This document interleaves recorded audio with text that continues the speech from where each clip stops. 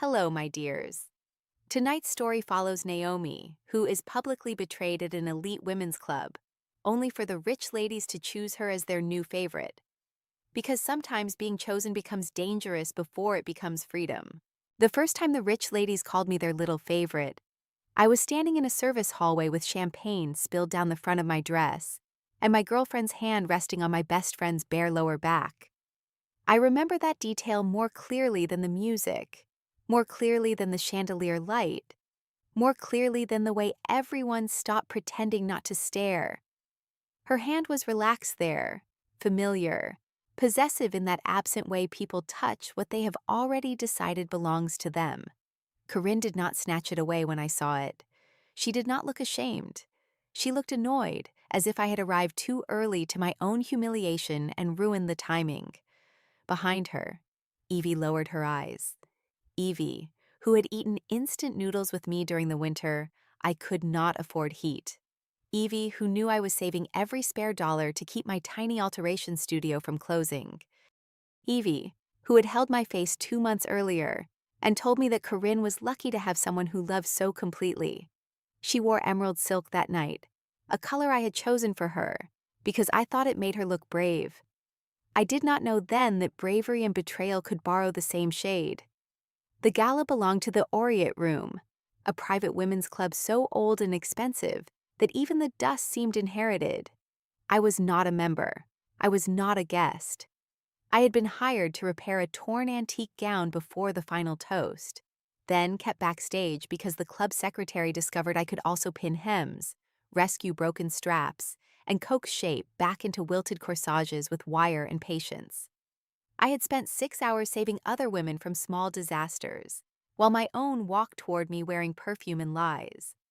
Corinne was there because her mother had finally secured her probationary membership. Evie was there because Corinne had invited her as a +1. I was there because the wealthy always needed someone invisible with a needle. Naomi, Corinne said, softly enough to sound kind to anyone listening. You weren't supposed to be in this corridor. That sentence, not the hand, not Evie's guilty mouth, was what split me open. You weren't supposed to be in this corridor. Not you weren't supposed to find out. Not, I'm sorry. The crime was not what she had done. The crime was my appearing in the wrong place before she finished arranging the story. I looked at Evie. How long? Evie's lips trembled. Please don't do this here. Here is where you did it. A woman laughed somewhere beyond the velvet curtain, that bright dinner party sound people make when nothing important has happened to them all evening. Corinne stepped forward, blocking Evie from me the way she always protected what made her look desired. She was beautiful in ivory satin, auburn hair twisted with pearls, mouth painted the red she once said she only wore when she wanted me to lose arguments. We didn't plan for this to happen, she said. You planned an outfit. Her expression tightened. Don't be cruel. I laughed once, sharp and humiliatingly close to a sob. That's your line? Naomi, you know things between us have been difficult. I know you borrowed $6,000 from me for your studio deposit and told me your mother cut you off. I know I took on emergency fittings to cover rent, while you said you were rebuilding your life. I know Evie helped me make invoice calls while she was apparently sleeping with you. Evie flinched. Corinne looked toward the velvet curtain, calculating who might hear. That was when I understood why the rich survived scandal better than the rest of us. They were trained to measure pain by acoustics. Lower your voice, she said. No. Her eyes sharpened. The softness vanished. You are embarrassing yourself. There it was. The phrase women like Corinne kept tucked in their purses for emergencies. I was not heartbroken. I was embarrassing. I was not betrayed. I was difficult. I was not standing in a service hallway with proof of 2 deaths in front of me, love and friendship, both still breathing. I was making a scene. The curtain moved behind me. I turned and found 3 older women watching from the edge of the banquet hall. One wore silver, one wore black, one wore an enormous ruby brooch shaped like a pomegranate split open. Their faces held the severe interest of women who had paid fortunes never to be surprised and were offended by surprise as a category. At the center of the room behind them, beneath the great chandelier, sat Adrienne Voss. I knew who she was. Everyone in the city knew who she was. Adrienne Voss owned hotels, galleries, and several newspapers no one admitted she influenced. She was the acting chair of the Aureate Room, the woman whose approval decided which daughters of wealth became women of consequence and which remained decorative problems. She was 42, maybe 43, with black hair cut to her jaw, a narrow mouth, and a stillness so complete it made all the restless glitter around her seem cheap. I had seen her only from a distance that evening, sitting at the central table in a white suit, speaking little, being listened to constantly. Now her eyes were on me through the gap in the curtain, pale gray and unreadable. Corinne saw her too. Color drained from her face. "Mrs. Voss," she said, and the tremor in her voice gave me my first small, bitter pleasure of the night. Adrienne rose. The room did not go silent all at once. It quieted in rings, like water after a stone.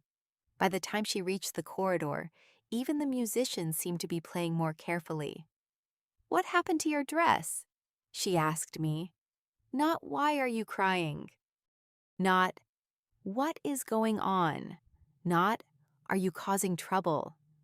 Her gaze had dropped to the champagne stains spreading across the bodice I had sewn myself, darkening the blue silk over my ribs. Some woman had bumped me in the banquet hall earlier and apologized without seeing my face. I had not cared until Adrienne noticed.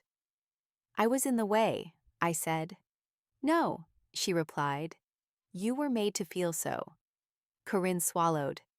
"There has been a misunderstanding." Adrienne did not look at her. "Miss Laurent, when I want your version of events, I will ask for the most flattering lie you can construct. Until then, stand quietly." Evie made a small sound. Corinne's mouth opened and closed. The three women at the curtain watched with bright, cruel delight, and I hated them all for enjoying what was killing me. Adrienne removed a folded white handkerchief from her pocket and held it out. "Press this to the stain, not to hide it, to keep the champagne from setting." I stared at her hand. "I can clean my own dress." "I assumed so." "Then why offer?" "Because capability does not cancel assistance." I took the handkerchief because my fingers were shaking too badly to keep refusing. Her eyes flicked to my hands, then back to my face. "Have you been paid for tonight?" The question startled me. "Not yet." "Then you will not leave until you are." Corinne's cheeks burned.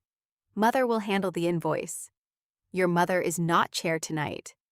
"I didn't mean—" "I know exactly what you meant." Adrienne turned her head slightly toward the woman with the ruby brooch. "Lenore, make sure Miss Hart is paid triple for emergency work and inconvenience. Use the club account."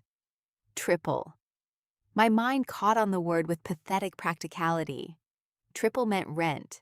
Triple meant keeping the lights on in my studio another month. Triple meant grief could at least sit under a working bulb. "No," I said.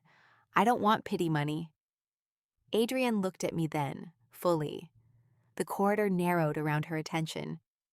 "It is not pity. Pity is cheap and usually theatrical. This is compensation. And what am I being compensated for? For labor performed in hostile conditions."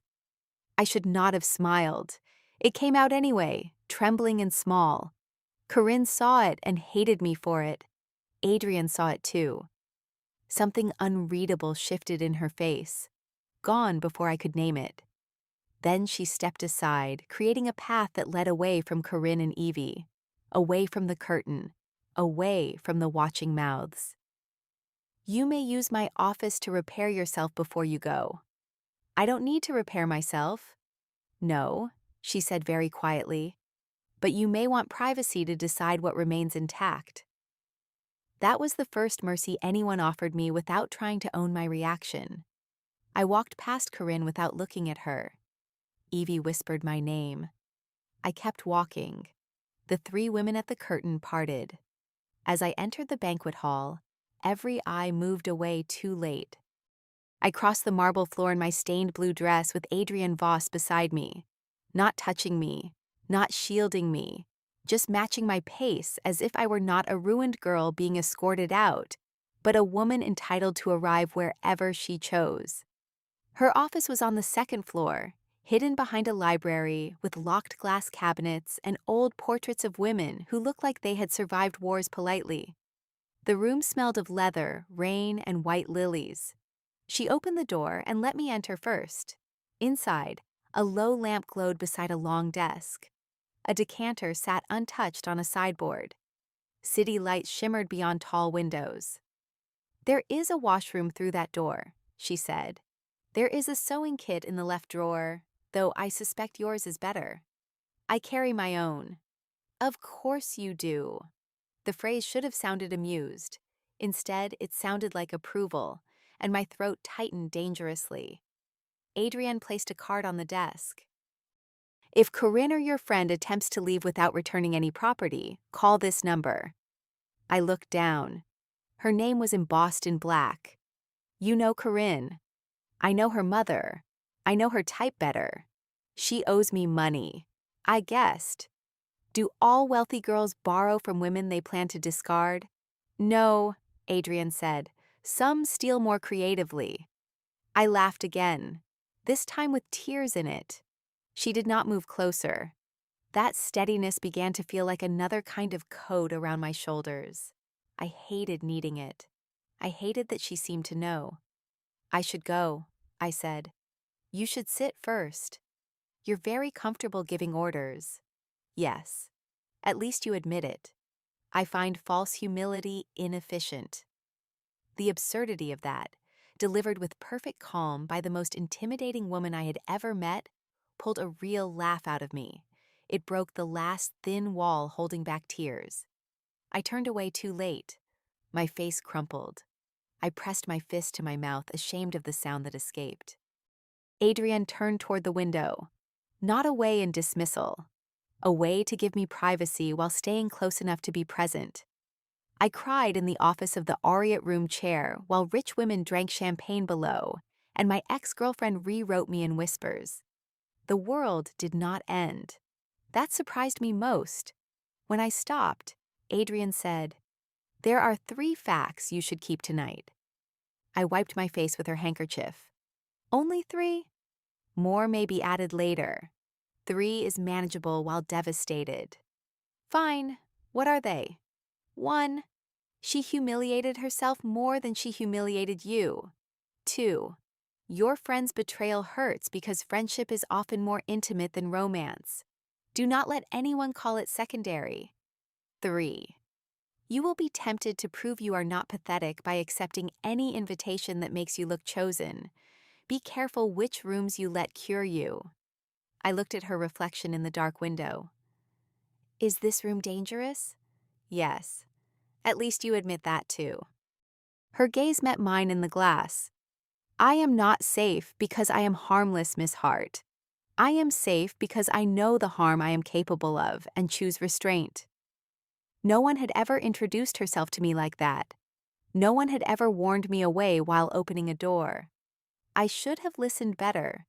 But heartbreak makes certain lights look like exits, and Adrienne Voss was standing in front of the city with her hands folded behind her back, looking like a woman who had never begged anyone to stay in her life.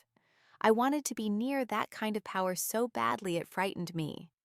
Then the door opened without a knock, and Lenore with the ruby brooch swept in, carrying an envelope and a glass of water. Behind her came the woman in silver and another in green velvet. Adrienne's expression cooled. "Did I invite the committee?" she asked. Lenore smiled. "No, darling. You created a spectacle. We followed the scent." "I am not a spectacle," I said before I could stop myself. All 3 women looked at me. Lenore's smile widened. "No, you might be a discovery." Adrienne's voice turned dangerous. "Lenore." "Oh, don't glower. We've been bored for months." Lenore placed the envelope on the desk. "Naomi Hart, is it? Seamstress? Alterations? Emergency rescue work? hands steady under pressure, tongue sharper than expected, betrayed by a Laurent girl in public. Very promising. "I'm sorry," I said. "Promising for what?" The woman in silver, Estelle, tilted her head. "The Aureate Room has traditions." "I'm allergic to traditions that happen after midnight." "Good," said Lenore. "So are most useful women." Adrienne stepped between us and the air changed. "No." Lenore lifted one eyebrow. "We haven't asked." "You were about to." The woman in green velvet, Margot, studied me with thoughtful eyes. "A little favorite has not been chosen in 12 years." I stared. "A what?" Lenore's eyes sparkled. "A protégée, if one wants the boring word. A woman of talent without the money to survive among wolves. The club funds her work, introduces her properly, protects her from certain kinds of ruin, and if she is clever, she uses us back." "A pet," I said. Adrienne turned her head toward me. "That is exactly why I said no." Lenore looked delighted. "Not a pet if she bites." My cheeks burned. "I'm standing right here." "Yes," Margot said. "That is part of the appeal." Adrienne's voice cut through the room. "Miss Hart has been humiliated by wealthy women enough for one evening. She will not be turned into entertainment." There was a silence after that, not offended. Curious. I looked at Adrienne's back. She did not ask whether I needed protecting. She simply placed herself between me and the room full of women who could alter my life with a signature. I wanted to resent it. Instead, my knees nearly weakened. Lenore picked up the envelope and offered it around Adrienne's shoulder. "Triple payment. No obligations. Whatever else you decide, take the money." I took it.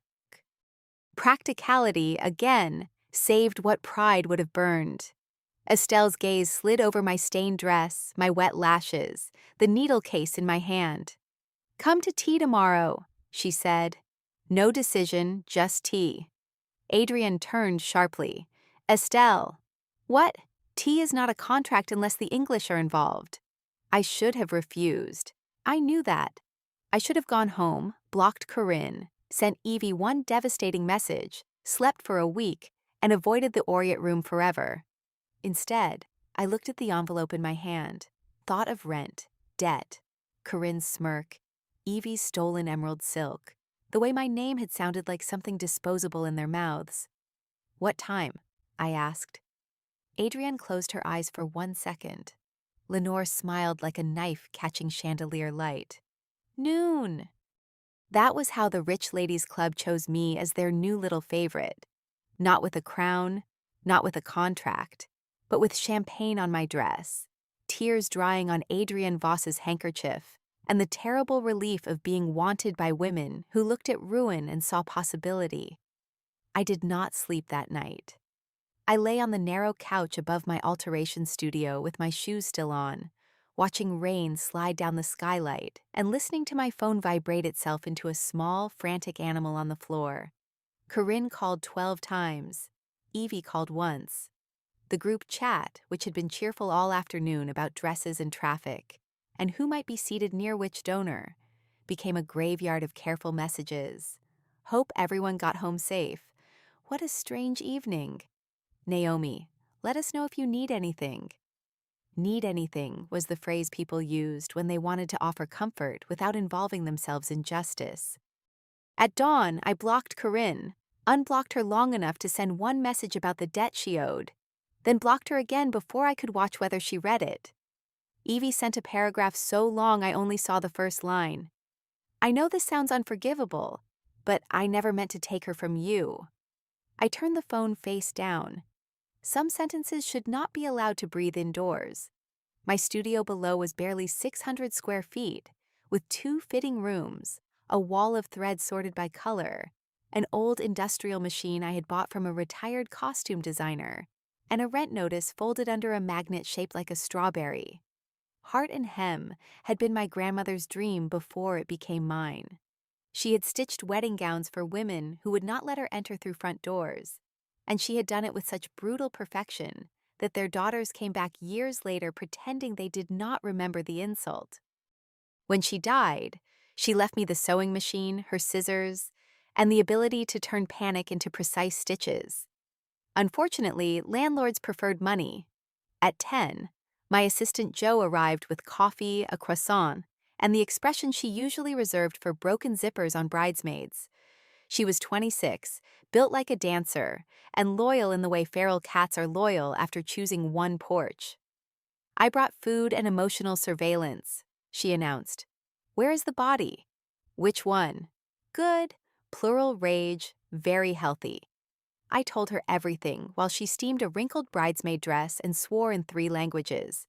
When I reached the part about the Aureate Room and the little favorite, she turned off the steamer so violently it hissed like an animal. "No," she said. "I haven't even explained. You said rich ladies and favorite in the same sentence. That's either a cult or a tax arrangement. It's patronage. That is rich for ownership with better stationery." "I know. Do you?" I looked at the rent notice. Joe followed my gaze and softened. "Naomi, triple payment buys us 3 weeks, maybe 4 if I delay the silk order. I can pick up bartending shifts. You already do. I can sleep less." "No," she crossed her arms. "Then we survive without letting a committee of bored pearl vampires adopt you." Despite myself, I laughed. Pearl vampires? Did they not have pearls? One had a ruby pomegranate. Worse, symbolic fruit. I showered in the tiny bathroom, scrubbed champagne from my skin, and put on black trousers, a cream blouse, and my grandmother's gold thimble on a chain around my neck. I told myself it was armor, but it felt more like taking an ancestor as witness. At 11:40, a black car arrived outside the studio. I had not given them my address. That should have made me cancel. Instead, it confirmed what I already knew. Women like that did not ask for information they could purchase. The driver did not speak except to confirm my name. We moved through the city toward the old financial district, where stone buildings wore ivy like inherited guilt. In daylight, the Aureate Room looked less magical and more fortified. Bronze doors, frosted glass, a doorman who seemed built from discretion. Inside, no music played. The hall smelled of beeswax and money, old enough to be modest about itself. A young woman led me to a breakfast room with pale green walls and a ceiling painted with clouds. Lenore, Estelle, and Margot sat around a circular table laid with tea, fruit, pastries, and enough silverware to accuse a person of undereducation. Adrienne stood by the window speaking quietly to an older woman in a navy suit. When she saw me, the conversation ended. "You came," Lenore said. "I was invited. A distinction. I like her." Adrienne did not smile. "You are under no obligation to remain." "I know. Do you?" There was that question again, sharp beneath calm. I met her eyes. "I know enough to leave if anyone starts sounding like a villain." Lenore clapped once. "Wonderful." Adrienne's mouth tightened. "Sit near the door." "You're telling me how to escape your own meeting?"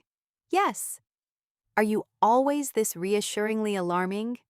"Usually." I sat near the door. Estelle poured tea. She was the silver one, elegant as a blade wrapped in silk, with white hair cut short and rings on nearly every finger. Margot in green velvet turned out to be softer in voice than appearance, a publisher whose authors won prizes and then owed her dinner forever. Lenore, widow of a shipping magnate and gossip empress of half the eastern seaboard, asked questions with the delight of a woman opening drawers in other people's houses. They explained the tradition. The Aureate Room, founded by widows, actresses, bankers' daughters, and one scandalous opera singer, had survived by making women useful to one another when men controlled the doors. Every generation, the club chose a favorite, usually an artist, sometimes a scholar, once a lawyer who later became a judge famous for terrifying corrupt judges. The favorite received commissions, housing if needed, legal assistance, protection from predatory patrons, and introductions. In exchange, she produced work for the club, attended certain events, and became, as Lenore put it, a reminder that talent should be dangerous. And the word little? I asked. Estelle sighed. An unfortunate relic. Then change it. Adrienne looked at me. Margot smiled into her tea. Lenore leaned forward. We keep it because women underestimate anything called little until it ruins them. I don't want to be underestimated as a strategy. Good, Adrienne said. That is one of several reasons you should refuse. Lenore rolled her eyes. Adrienne has been trying to kill the tradition for years. I have been trying to kill its worst instincts, which are possession, vanity. Rescue disguised as appetite. The table quieted. I felt the words press against the previous night, against her office, against the handkerchief folded now in my coat pocket, because I had washed it at dawn and could not bear to return it yet. Lenore's voice softened. We do not all collect broken girls, darling. No, Adrienne said. Some of you only collect gratitude. That landed harder than a slap because it was said to women who clearly loved her. Estelle set down her cup. Then write the terms yourself, make it clean. Adrienne looked annoyed, which on her meant almost human. I am not writing terms for a decision she should not make under duress. I am still here, I said. All four women looked at me. I took a breath. If this is a job, say job. If it is charity, say charity so I can refuse properly. If it is a game, I'm leaving. Margot's eyes warmed. It is patronage with too much ceremony. What do you want from me specifically? Lenore answered first. Your hands. Your nerve. The fact that Corinne Laurent thought you were small enough to discard publicly and discovered you had better timing than she did. The fact that Adrienne defended you before deciding whether you deserved it. Adrienne's gaze cut to her. Lenore. What? It's true. I ignored the heat rising in my face. And what do I get besides tea and a nickname that sounds like someone should leash it? Studio funding, Estelle said. Debt review. A 6-month retainer as textile consultant for club events. Access to our archives. Introductions to museums, costume houses, designers. A room upstairs if you need safety. I don't need a room. Perhaps not, Margot said, but options are kinder than assumptions. Adrienne moved away from the window at last and sat opposite me. Up close in daylight, she was even more intimidating because she was less decorative than the others. No jewels except a narrow watch. No visible softness except the faint shadow under her eyes. If you accept anything, she said, you accept in writing. No personal favors, no gifts exceeding a declared amount, no private dinners with members unless you choose them, no obligations of companionship. No one touches you, directs your personal life, or uses the word favorite in a way you do not permit. You may terminate with 7 days' notice. The club pays debts only through formal channels and only with your written consent. Lenore stared. My God, you made patronage sound like a labor union. It should have been one. I looked at Adrienne. You prepared that before I arrived. Yes. You expected me to come. I expected them to pressure you if you did. And you. I expected to advise you against it. Why? Her eyes held mine. Because you were hurt last night, and wounded pride can mistake a gilded cage for a balcony. I hated the accuracy. I hated the kindness buried under warning. I hated most of all that some reckless part of me wanted to climb any balcony that brought me closer to the woman saying the dangerous thing plainly. My studio is failing, I said. There. The shame, placed on the table among porcelain cups. Corinne borrowed money she has not returned. I took work from her circle because it paid. After last night, I doubt they'll keep hiring me. They will if I tell them to, Lenore said. No. Adrienne did not raise her voice. She did not need to. They will if Miss Hart's work deserves it, and if they have the sense to recognize that before their rivals do. I looked down at my hands. Needles had left tiny permanent marks along my fingers. My grandmother used to say a seamstress carried proof of devotion in scars too small for arrogant people to see. I don't want to belong to anyone. Adrienne's voice changed, quieter. Then make that the first term. The contract was drafted that afternoon, not because I trusted them, because I trusted paper more than charm. Adrienne's lawyer sat with me for 2 hours and explained each clause in plain language. A separate attorney, chosen from a list Joe approved after frantic research, reviewed it by video. The Aureate Room would hire me for 6 months as artist-in-residence and textile consultant. They would cover overdue rent as a recoverable advance, not a gift, with repayment only from future commissions above a protected amount. They would pursue Corinne's debt through civil channels if I chose. They would provide access to a small workroom in the club but not housing unless requested. No member could claim exclusive rights to my time. The nickname, if used, required my consent. Can I change it? I asked. Adrienne, who had remained silent through most of the legal review, looked up from her phone. Yes. To what? That is not for me to decide. I thought about Little Favorite and felt my stomach twist. Then I thought about Lenore saying, women underestimate anything called little until it ruins them. They can call me favorite in public if they must, not little. Adrienne's eyes moved over my face. Good. Do you approve? It is irrelevant. Liar. The attorney coughed. Lenore laughed from the doorway where she had absolutely been eavesdropping. Adrienne's expression did not change, but I saw the smallest shift at the corner of her mouth. By evening, the city had decided what happened at the gala. Corinne's version appeared first, subtle and poisonous. A misunderstanding with a vendor, an unstable ex, a difficult breakup handled badly by everyone. Evie posted nothing, which somehow hurt more. Silence let Corinne use her shadow. The Aureate Room posted a photograph of my hands adjusting the hem of an antique gold gown, captioned, "The club welcomes Naomi Hart as artist-in-residence for the season. Talent, nerve, and precision remain our favorite traditions." It did not say little. It did not mention Corinne. It did not defend me directly. It did something better. It made me visible on their terms before Corinne finished making me pathetic on hers. That was the first rule we made without writing it down. She could offer. I could refuse.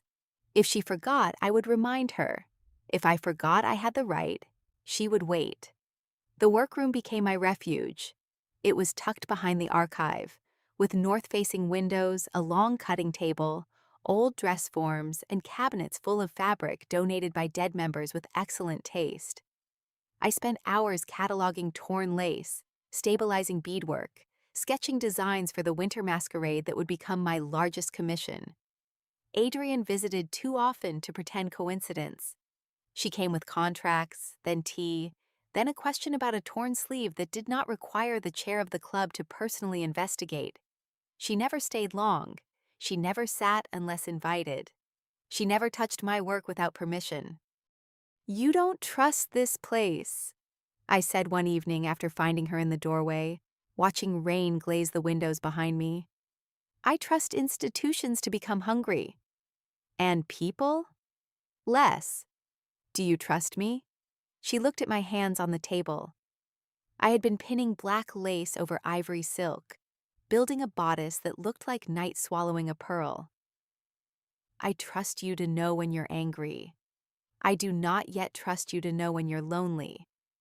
That sounds insulting. It is observation. It sounds like you're saying I might mistake attention for affection. Yes. "And what about you?" I asked. "Do you mistake protecting women for loving them?" The question struck. I saw it in the minute tightening around her mouth. For a moment she looked less like the woman who commanded rooms, and more like someone standing at the edge of a locked door from the wrong side. "Yes," she said. I had not expected honesty. It stole my next line. Adrienne stepped into the room, then stopped a safe distance from the cutting table. "Years ago, there was an actress, Helena, brilliant, unstable only because everyone around her profited when she was. The club chose her before I became chair. The attention destroyed her faster than poverty would have. I thought if I controlled enough, I could keep her safe. What happened? She left. Not because I failed to control enough, because I confused safety with authority, and she was tired of being managed by women who called it care. I touched the edge of the lace. Is that why you hate the tradition? I hate what lonely, powerful women do when gratitude makes them feel forgiven. And are you lonely? Rain tapped the windows. The question felt too intimate the moment it left me. Adrienne's gaze lifted to mine, steady and devastating. Often. The room went quiet around that word. Often, not dramatically, not as a seduction, as a fact placed carefully between pins and silk. I should have looked away. Instead, I said, "Me too." Adrienne's hand moved once at her side, almost reaching, then stopping. Then we should both be cautious. Is that what this is? What? You coming here every evening with tea you pretend is business. Her eyes did not move from mine. No. What is it? A mistake I am trying not to make. My breath caught. Outside, thunder rolled too far away to be useful. I became aware of my own body with sudden cruelty. The thin blouse clinging at my back, the measuring tape around my neck, the smear of tailor's chalk on my thumb. Adrienne looked at me as if she'd already noticed each detail and forbidden herself from wanting any of them. Maybe I get to decide whether you're a mistake, I whispered. No. Her voice was gentle and absolute. You get to decide what you want. I get to decide whether I am asking from a place I respect. I hated her then for being careful. I wanted someone to want me recklessly enough to erase Corinne's boredom, Evie's guilt, the entire humiliating memory of being replaced. Adrienne refused to become an eraser. She stood in the doorway of my refuge and made desire feel like something that could wait without weakening. "Good night, Naomi," she said. "Good night, Adrienne." She left. I sat at the table until the tea went cold, pressing one hand to my chest as if my heart had become a seam I needed to hold closed. Lenore carried a folder under one arm and wore a fox-colored coat despite being indoors. She placed the folder on the table. "Winter Masquerade guest list. Naomi, darling, you are now officially the most interesting woman in the building. I recommend weaponizing that before someone else does. I don't want to weaponize myself. Nobody wants to floss either. Civilization requires effort." Adrienne pinched the bridge of her nose. "Lenore." "What?" "Corinne Laurent is coming." The room cooled. I set down my chopsticks. Why? Her mother is still a member, a diminished one, after last month's unpleasantness, but not dead, socially or otherwise. The Laurents never miss a masquerade. They believe masks make them subtle. Adrienne opened the folder. "I'll remove them." "No," I said. Both women looked at me. My heart had begun to beat hard, but beneath the fear was something steadier. Anger. Yes. Pride. Curiosity. The dangerous desire to stop arranging my life around avoiding Corinne. "Do not remove them because of me." Adrienne's gaze sharpened. "This is not a test you are required to pass." "I know." "Do you?" "I know," I repeated. "And I still want the room." Lenore's smile became almost fond. "There she is." Adrienne did not smile. "If she speaks to you, you may leave. If she speaks to me, I may answer." "That too." "You hate this." "Yes." "Because you think I'm doing it for revenge?" "Because I think revenge is a poor architect. It builds rooms you cannot live in." I absorbed that. Maybe I'm not building one. Maybe I'm taking back a room she expected me to lose.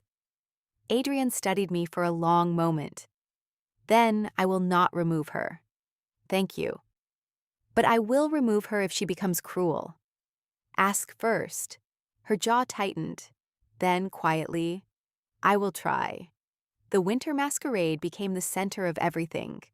I designed 8 archival-inspired gowns for a display, restored a silver cloak from 1912, and created my own dress from midnight velvet and black lace over blue silk, the same blue as the dress Corinne had stained with champagne. Not because I wanted to live inside the memory, but because I wanted to alter it. That was what I did after all. I took fabric damaged by carelessness and made it wearable again. Members began dropping by the workroom more often. Some wanted fittings. Some wanted gossip. Some wanted to see how close Adrienne stood when she came in.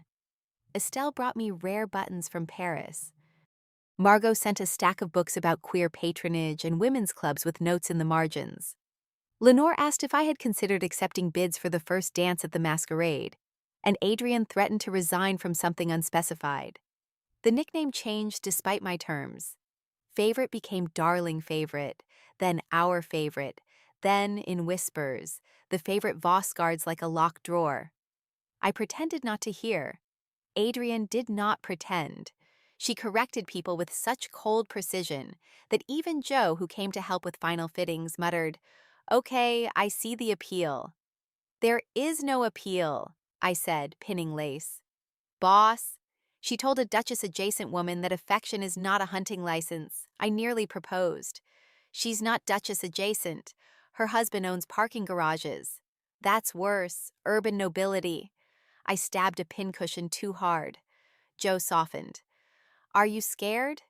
"Yes." "Of Corinne?" "Yes." "Of Adrienne?"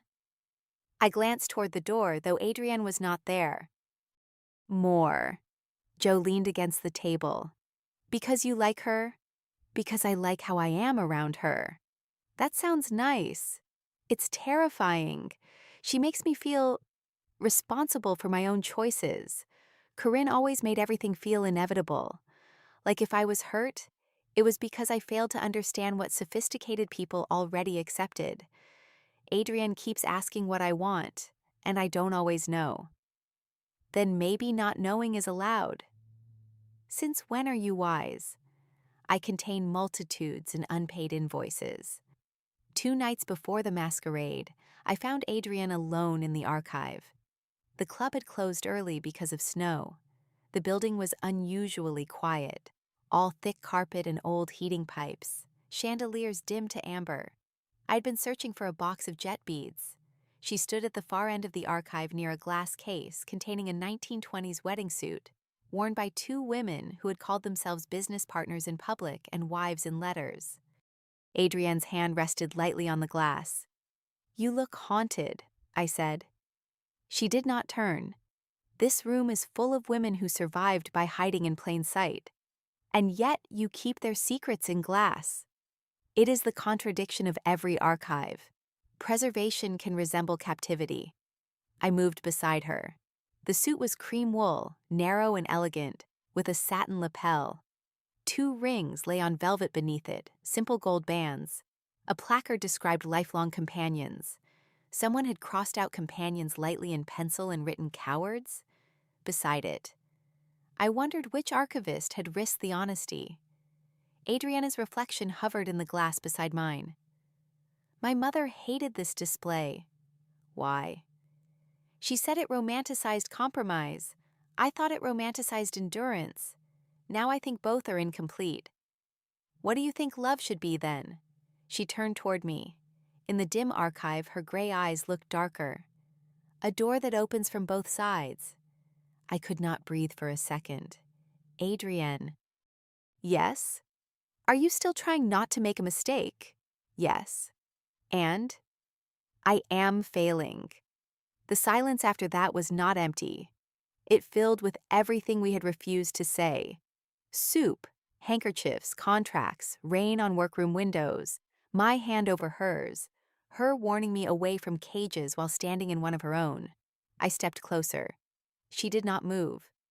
"If you want to kiss me," I said, "ask." Her eyes closed briefly. When they opened, something in them had lost the battle with restraint. "May I kiss you, Naomi?" "Yes." The kiss was nothing like I expected from a woman who commanded rooms. It was careful first, almost painfully so. Her mouth touched mine as if permission were not a door opened once, but something held open with both hands. I had been kissed with impatience before, with performance, with entitlement disguised as passion. Adrienne kissed like a woman listening for the smallest change in breath. My hands rose to her shoulders, and she made a sound low in her throat, not polished, not controlled, and the sound broke something in me. The second kiss was less careful. Still not careless, never that, but warmer, deeper, her hand lifting to my jaw only after I leaned into it, her other hand closing around the edge of the display case, as if she needed furniture to remain honorable. I smiled against her mouth. "Are you anchoring yourself to an artifact?" "Yes," she breathed, very respectful. "I am trying to avoid becoming a historical incident." I laughed, and she kissed the laugh from my mouth with a hunger that made the archive tilt. Heat moved through me, bright and frightening in mine. When we parted, her forehead rested lightly against mine. "This complicates the contract," she said. "I hate that you're right. I can assign another chair to supervise your residency." "No." "Naomi." "No," I repeated. "We can discuss boundaries tomorrow. Tonight I want 1 minute before you turn desire into paperwork." Her mouth curved. 1 minute. It became several. No more than kisses. No less than a confession made physically, before either of us was brave enough to trust words. When I finally stepped back, my lips felt warm and my hands unsteady. Adrienne looked undone in the most minimal, devastating way. Hair slightly disturbed, mouth softened, eyes no longer distant enough to lie. "Good night," I whispered. "That is optimistic." I smiled. "Try." "Good night, Naomi." I left her in the archive with the secret wives and the rings under glass, carrying the knowledge of her mouth like a lit match cupped between both hands. The masquerade arrived wrapped in snow and rumor. The Aureate Room transformed itself into a candlelit fever dream. Velvet draped over balconies, silver branches rising from urns, masked portraits lit from below, string music threading through rooms full of women dressed as secrets. My gown stood on forms along the grand hall, each inspired by an archive piece, each altered with modern defiance. A widow's black dress lined in scarlet, a suffragist coat embroidered with constellations, a cream suit split open at the back to reveal gold thread like a spine. I wore blue silk and black lace, the repaired color of my humiliation. Adrienne saw me at the top of the stairs and went still. It was not dramatic. She did not gasp. She did not speak. She simply forgot, for one precious second, how to hide. Her gaze moved over the dress, the bare line of my throat, the thimble at my neck, and when her eyes returned to mine, I felt the look like hands. Lenore appeared beside her in a fox mask. "Careful, Adrienne. You're staring like a patron in a cautionary tale." Adrienne did not look away. "Good evening, Naomi." "Good evening." Lenore looked between us and smiled slowly. "Oh, this will be unbearable for everyone. How delicious." Corinne arrived an hour later in white feathers, Evie beside her in silver. I knew because the room shifted with that predatory excitement people feel when pain might become entertainment. My body reacted before my mind did.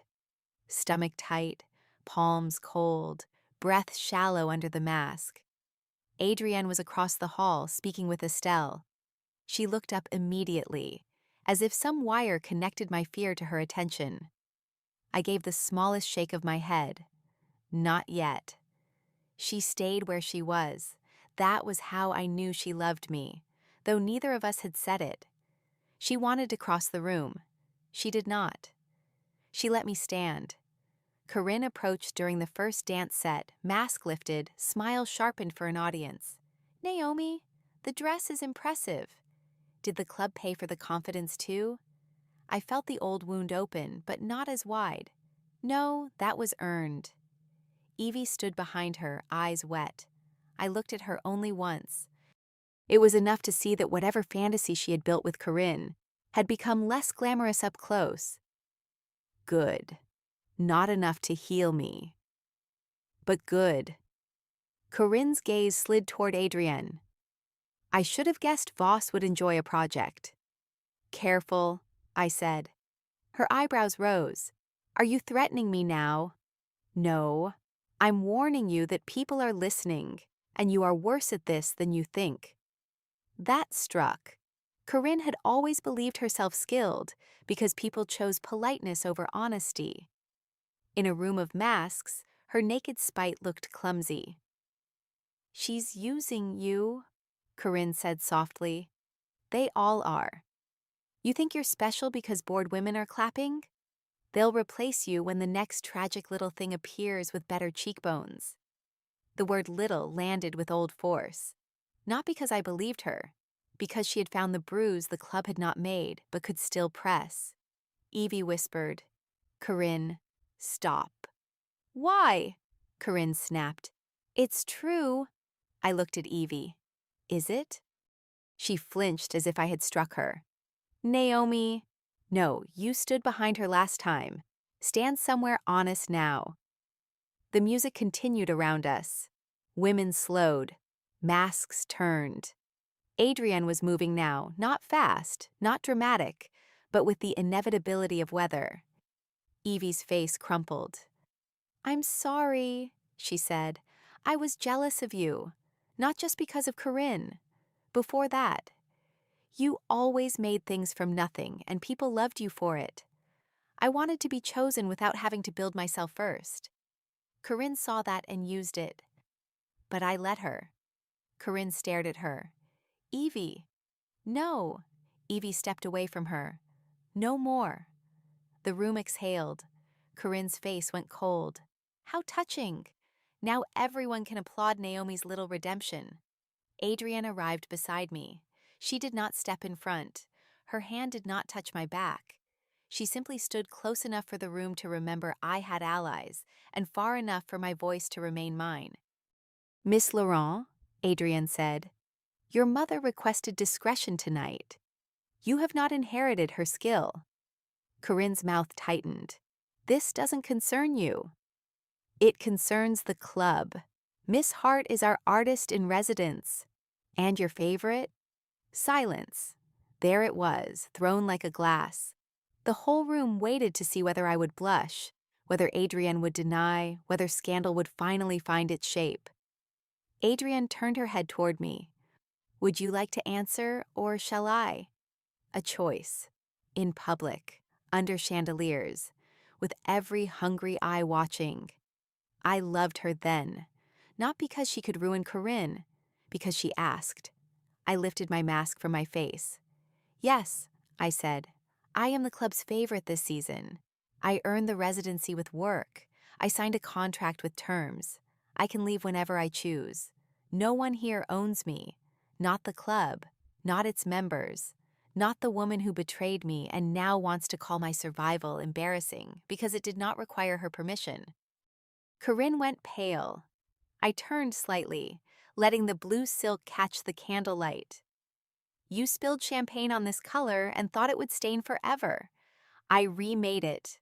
That is what I do. If you want to stand in this room and discuss who used whom, I have invoices, messages, and enough witnesses to make your mother's social calendar very quiet. Lenore murmured, Exquisite. Corinne looked around. This time the room did not lean toward her. That was the defeat. Not public punishment, loss of gravity. She had expected everyone to make me smaller with her. Instead, they watched her shrink alone. Evie left first. Corinne followed because there was no better exit available. The music resumed slowly. Adrienne looked at me, and beneath the calm pride burned bright enough to hurt. You were magnificent, she said. I was shaking. I know. Could everyone tell? Probably. Lie next time. No. I laughed, and suddenly the room felt too full. Adrienne noticed. Archive? I nodded.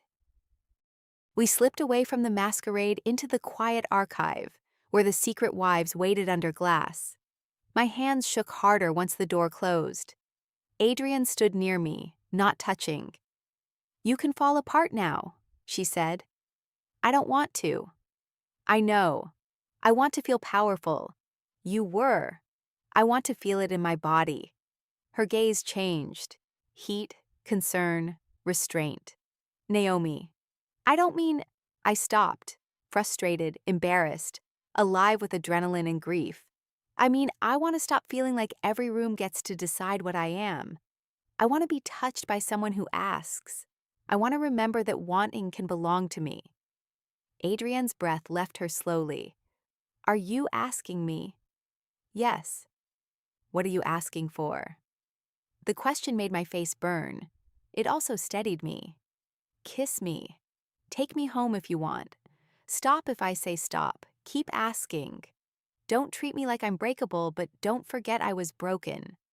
Her eyes closed once, pained and wanting. When she opened them, she crossed the distance between us. I can do that. She kissed me in the archive, and this time there was no table, no glass door, no pretending 1 minute could hold us. Her hand settled at my waist after I nodded. Mine slid into her hair, ruining its perfect line. She made that low sound again, and I felt it everywhere. The kiss turned deeper, slower, a conversation without hiding. She pressed me back against the wall beside the old display case, then stopped at once when my breath hitched. Too much? No. I held her jacket. Just, I felt how much I wanted it. Her expression softened with something almost unbearable. That is allowed. I touched her mouth with my thumb. Take me somewhere with fewer dead wives watching. For one startled second, Adrienne laughed. Really laughed. The sound was low, warm, astonishingly young. As you wish. She took me not to a hotel, though she owned several, but to her townhouse 3 blocks from the club, a narrow limestone building with black shutters and a library full of books arranged by subject rather than color, which Joe later said proved moral seriousness. Adrienne gave me a tour like a woman proving there were exits: door, staircase, guest room, kitchen, bathroom, phone charger, cab numbers. Then she stood in the hallway and looked almost nervous. You are over-explaining, I said. Yes. Because you're afraid? Yes. Of me? Of failing you.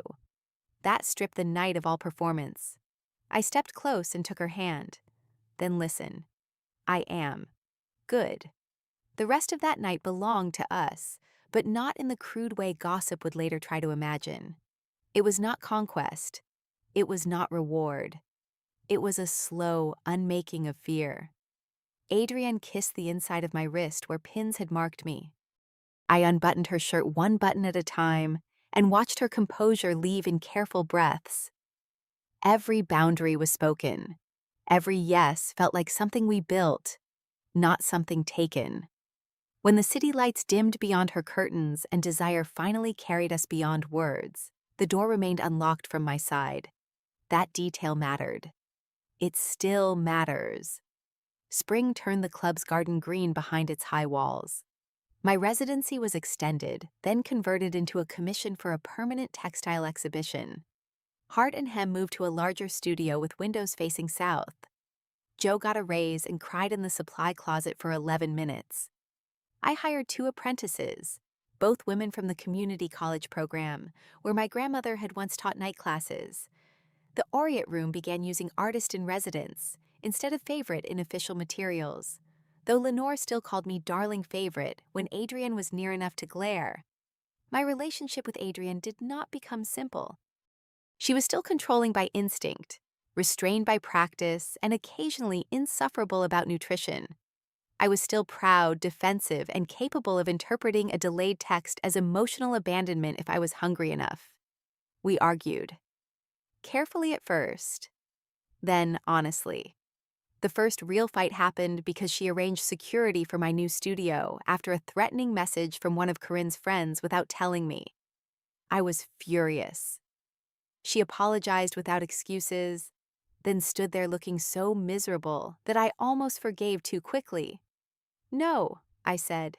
You don't get forgiven because you look like a sad portrait. I was not aware I did. You do. It's manipulative by accident. I will stand less portrait-like. Adrienne. I am sorry, she said. I was afraid. I acted as if fear gave me authority. It did not. The apology mattered more than the mistake. That was how trust grew, not from perfection, but from repair done without making me hold the tools alone. The final confrontation with Corinne came not at a gala, but at my own opening. The exhibition, called Alterations, filled the Aureate Room's public gallery with garments I had restored and reimagined. Torn wedding veils embroidered with maps of escape routes, mourning dresses lined with love letters, a child's white confirmation dress dyed midnight blue and stitched with gold birds. The central piece was my champagne dress, the blue silk from the night everything ended, stain removed but not hidden. I had embroidered over the place where the champagne had spread with black thread and tiny silver beads, turning the old mark into a constellation. I did not invite Corinne. She came anyway. She appeared near the central display with her mother, who looked like a woman attending her own consequences. Corinne wore red, because subtlety had never been her language. For once, Evie was not with her. "You used me," Corinne said when she found me alone beside the display. I looked at her, genuinely surprised. "Did I?" "This whole thing." She gestured at the dress. "The wounded artist, the powerful lover, the club clapping because you made heartbreak decorative." I could have been angry. Maybe part of me was, but mostly I felt tired in an old, clean way. I made work from what happened to me. You are not the same as the work. You think you won. No, I think I survived long enough to stop counting you as the judge. Her face changed. For a second, beneath the red mouth and perfect hair, I saw panic. Not guilt. Panic that the story had moved on without her. Adrienne appeared at the end of the gallery. She saw us and paused, asking from across the room with her eyes. I shook my head once. I was all right. Corinne saw the exchange and laughed bitterly. "She has trained you well." "No," I said. "She waited while I trained myself." That sounds like something she would say. Maybe. She says a lot of annoying true things. Corinne looked at the dress again. "Did you love me?" The question surprised me more than any insult could have. "Yes," I said. "Completely. That was never the problem." Her eyes shone. "Then why do I feel like the villain?" "Because in my story you were." She flinched. "That doesn't mean you have to remain one in yours," I added, "but you don't get to demand a better role in mine." Corinne left soon after. No shattered glass, no dramatic removal. Just a woman walking out of a room that no longer arranged itself around her. Adrienne came to me only when I turned toward her. "Was that closure?" she asked. "I don't know. It felt quieter." "Closure often lacks production value." I laughed. "You're terrible at comfort." "Untrue." I brought water. She had. Of course she had. I drank it, then took her hand in front of everyone. It was not our first public touch, but it felt like another threshold. The gallery watched. Let them. Adrienne's thumb moved once over my knuckles, not claiming, only there. Later that night, after the guests left and the staff cleared glasses, Adrienne and I stood in front of the blue dress. The gallery lights were low. Outside, spring rain tapped softly against the windows, gentler than the rain the night Corinne left me, gentler than the rain that had followed Adrienne into my workroom the first time she admitted loneliness. "I used to hate that they called me favorite," I said. Adrienne looked at the dress. "I know. I thought it meant chosen like an object, displayed, passed around, protected only because I amused powerful women. Sometimes it did mean that." "Yes." I leaned my head lightly against her shoulder. "But I think I changed it." "You did. And you? What about me? Did I change anything?" She was quiet for a long time. Adrienne never answered important questions quickly. I loved that now. It meant she respected the question enough not to decorate it. "You changed the direction of the door," she said finally. I smiled. That is very you. It is accurate. Explain anyway. She turned toward me. Before you, care was something I sent outward like an order. Protection, payment, rooms, lawyers, exits, useful things, necessary things. But you made me understand that love is not proven by building the safest room and asking someone to stay there. It is proven by handing them the key and accepting that they may leave. My throat tightened. And if I don't? Then I will spend my life trying to deserve the staying without treating it as debt. I kissed her there in the gallery, in front of the dress that had once witnessed my humiliation and now witnessed my choice. The kiss was slow, familiar, still capable of making my knees unwise. Her hand slid to my waist, then paused because she still asked in ways both spoken and unspoken. I leaned into her. Yes. A year after the night of champagne and betrayal, the Aureate Room held another gala. I attended not as favorite, not as resident, not as rescued girl in a remade dress, but as Naomi Hart, owner of Hart and Hem Atelier, textile artist, employer of 3, woman with excellent rent payment history, and a lover who still reminded her to eat with irritating devotion. Joe wore silver and flirted with a poet. Lenore wore sapphires and denied crying during my speech.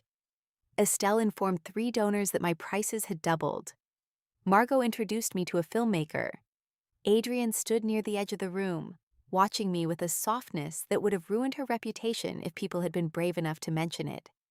At midnight, I found her in the archive by the display of the secret wives. The ring still rested under glass. The placard had been changed. Not companions, not business partners. Wives, the new text said. Lovers, co-conspirators, builders of a life that required more courage than the public language of their time allowed. You changed it, I said. Adrienne stood beside me. The archive committee voted. Did you terrify them? Only the ones who needed history to remain polite. I took her hand. Good. She looked at the rings, then at me. I have something for you. My heart stopped in a way that must have shown, because she immediately added, Not that. I exhaled. You cannot pause in front of rings and say that. I realize that now. What is it? She removed a small object from her pocket. My grandmother's thimble, polished, repaired at the cracked rim with a fine seam of gold. I had not worn it for months because the crack had worsened, and I had been afraid to damage it beyond saving.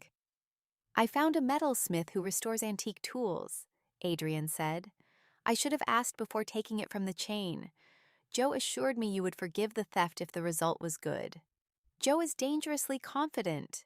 Yes. I held the thimble in my palm. The gold seam caught the archive light.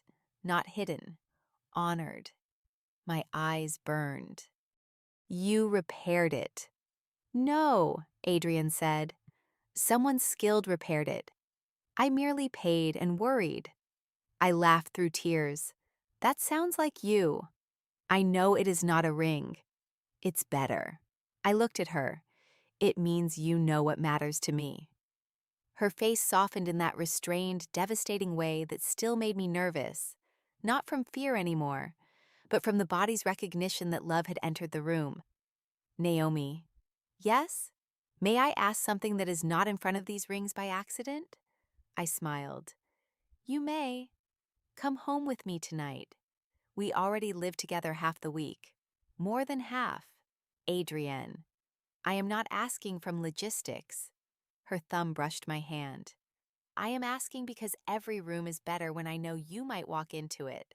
I am asking because I want the door to open from your side as often as you wish. I am asking if you will let my house become one of your homes.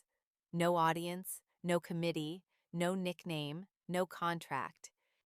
Just Adrienne, offering not ownership, but a key. Yes, I said. Her breath caught. Yes, I repeated, smiling now. But I'm bringing my own sewing table. Joe gets emergency access, and if Lenore calls me little anything in our kitchen, she's banned. Our kitchen, Adrienne said quietly, as if testing the words. Don't get emotional. You'll frighten the portraits. She laughed, and I kissed her before the sound faded.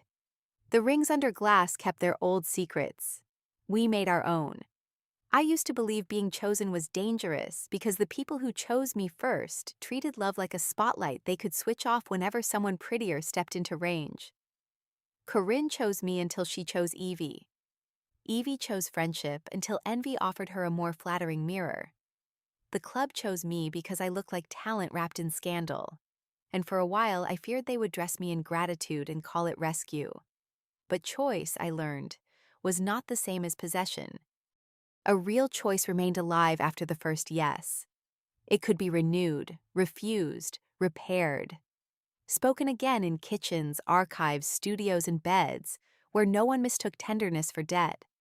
The Rich Ladies Club did choose me as their favorite. That part was true. They gave me money, rooms, work, and a stage bright enough for everyone who doubted me to watch me stand. But they did not save me. Not alone. I saved what I could. Joe saved my laughter on days I misplaced it. My grandmother's old scissors saved my hands by reminding them what they knew.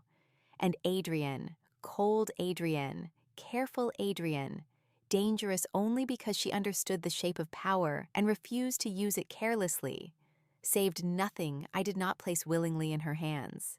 In the end, favorite stopped meaning the woman a room selected for entertainment. It became the woman I chose in the mirror each morning. The artist, the survivor, the lover who could be nervous and still stay. The girl who walked through a service hallway with champagne on her dress and came out, much later, through the front doors in silk she had sewn herself, holding the hand of a woman who knew better than to pull. And if Adrienne still calls me her favorite sometimes, late at night when the city is quiet and her voice loses the last of its armor, I let her. Not because I belong to her, because when she says it now, it sounds less like a title and more like wonder.